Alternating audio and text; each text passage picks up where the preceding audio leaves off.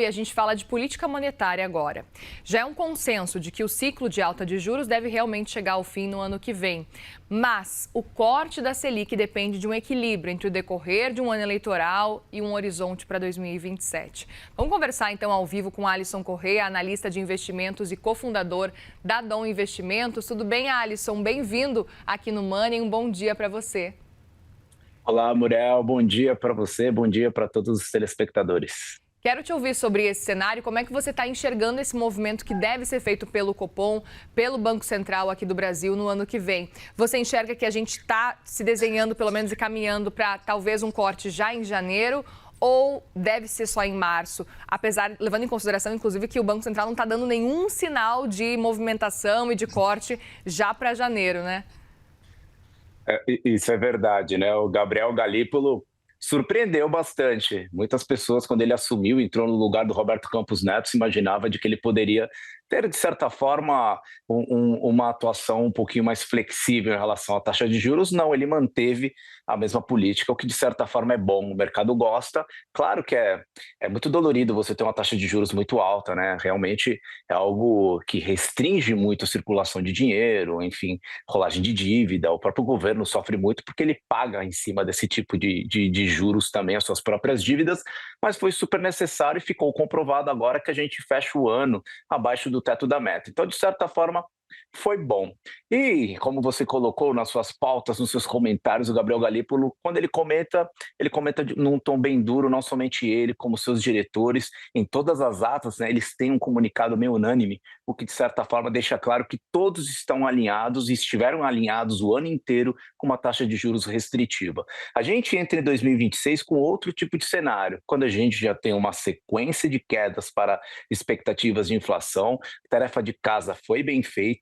Eu sou um pouquinho mais otimista, eu acredito que já em janeiro, né, eu faço parte da minoria, eu acredito que em janeiro a gente já vai ter corte de taxa de juros, né? A grande maioria imagina que após o primeiro trimestre isso vai acontecer, porque eu acho que o cenário já está dado para isso.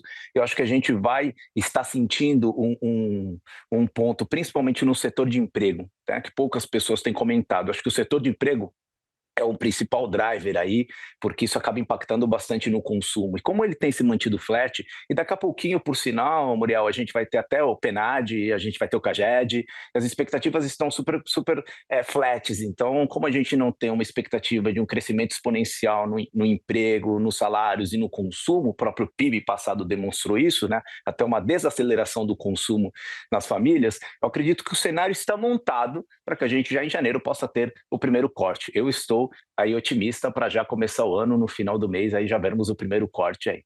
E aproveito justamente para entender, a partir desse seu otimismo, olhando para esse cenário, quantos cortes você está prevendo, olhando para o cenário atual que a gente está vendo, pelo menos por agora? Levando em consideração que a gente tem, inclusive, dados importantes, como você citou, o PNAD, CAGED, no dia de hoje, que podem ajudar, e a gente percebe o Gabriel Galípolo deixando muito claro que ele está dependendo de dados para tomar qualquer tipo de decisão. Portanto, os dados de hoje são super importantes para ver o que vai acontecer realmente em janeiro, mas queria entender, diante do que a gente tem, pelo menos até agora, quantos cortes você está prevendo? Seria tudo no primeiro semestre ou seria o momento talvez de dar uma pausa e esperar para fazer algum corte mais no fim do ano, mesmo com eleição? Essa é a pergunta com o mesmo valor que a Mega Sena da virada, né? Quase De isso, 1 bilhão. Porque, assim, na verdade, eu posso te falar numa expectativa final. Eu acho que, pô, Tá. falar em quantos cortes vai ter é muito difícil, porque eu acho que a gente começa com ponto 25, você coloca o pé na água e sente como isso reflete. A gente não pode esquecer, Muriel, que funciona assim, né? Quando a gente tem uma mudança na taxa de juros, seja para cima ou seja para baixo, isso a gente não tem um efeito na ponta final de imediato. Isso demora aproximadamente entre 6 e 8 meses para chegar na economia real. Então, você imagina só, a partir do momento que você joga um anzol na água, você vai ter que esperar o peixe pegar. Então, acredito que vai ter esse corte no final de janeiro, na minha opinião, e o Gabriel Galípolo, seus diretores, eles vão sentir de que forma e se a curva ela continua ficando declinada, a curva de inflação. Porque o ano que vem a gente tem aí também os outros fatores que principalmente a gente continua com os ataques de Trump, né, as super tarifas mundiais contra o Brasil, a gente não sabe como vai ficar, isso acaba impactando a inflação, a gente tem as eleições que são super importantes também, temos muitas variáveis que podem mudar no meio do caminho. Eu não sei quantas cortes serão, mas o que eu imagino é de que no final de 2026 teremos uma taxa entre 11,75% e 12%. Então, eu acho que a gente vai ter uma sequência de cortes interessantes. Respondendo à tua pergunta, acho que ela fica mais intensa no segundo semestre. Alisson, a gente acompanhou ao longo do ano algumas dúvidas com relação à política monetária, inclusive dúvidas com relação a se estava realmente gerando um efeito necessário e o efeito desejado, inclusive, se cogitou a possibilidade de uma dominância fiscal. Agora, com o que a gente está vendo, acompanhando inclusive a inflação como um todo, aos poucos, voltando, como é que você enxerga? Porque a gente teve um emprego se mostrando muito resiliente ao longo desse ano, serviços também garantindo aí uma estabilidade e continuando subindo, na verdade, ao longo desse ano. Você acredita que a gente passou longe de dominância fiscal, a gente passou perto? Como é que você enxerga esse cenário agora de 2025?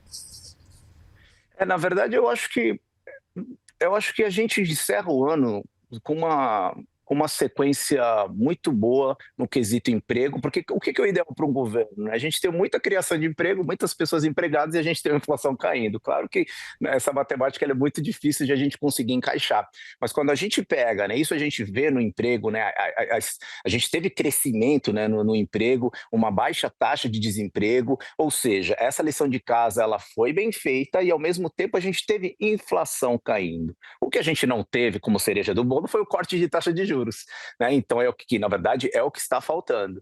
E acredito que esse cenário já está montado para isso, por isso que eu acredito agora que já em janeiro a gente já vai ver esse cenário. Então essa composição ela é super importante. Quando você fala de rigor fiscal, eu diria que vai ser aproximadamente 60% do ano que vem do que o Gabriel Galípolo, os diretores do Banco Central vão olhar, né? A gente precisa entender, primeiro, a inflação continua em queda, ela está estabilizada. Segundo, teremos gastanças governamentais, teremos um impulso aí de programas de incentivo financeiro por conta das eleições, porque isso vai se refletir em inflação, não tem jeito. Se você coloca dinheiro na mão da população, isso vai virar consumo e subir a inflação, a curva pode apontar para cima, e aí provavelmente não teríamos, né, os cortes que a gente gostaria. Então é um equilíbrio super importante que precisa ter, um encaixe super forte em relação ao compromisso fiscal. Lembrando que nós tínhamos o governo tinha uma meta para este ano, né, de um déficit zero, né, ou com 0,25% para cima ou para baixo, que daria algo ponto de 31 bilhões aí em relação ao PIB, que a gente não conseguiu bater. A gente está fechando com quase 70 bilhões, né, de déficit. Então, algo super bem longe do que era imaginado. E para o ano que vem? A gente está imaginando um superávit. Será em ano de eleição, com gastanças, enfim. Então, se a gente sentir e o Banco Central acompanhar de que a Fazenda está realmente comprometida com isso, acho que vai facilitar muito o corte de juros. Eu até aproveito para te perguntar como é que você tem enxergado, como um todo, a posição do Banco Central ao longo desse ano. A gente teve várias movimentações importantes por parte do Banco Central, não só essa taxa de juros histórica de 15%, inclusive na última reunião agora do Copom a gente viu inclusive críticas por parte do próprio governo federal, que indicou Galípolo de que, olha, estamos com uma taxa de juros muito alta, já está na hora de começar a baixar, então é um ponto importante para a gente ficar atento também a essa pressão que agora o governo federal começa a fazer também com relação à taxa de juros. Também tem essa questão do Banco Master, enfim, como é que você está enxergando, inclusive, porque foi nesse ano de 2025 que Gabriel Galípolo tomou posse.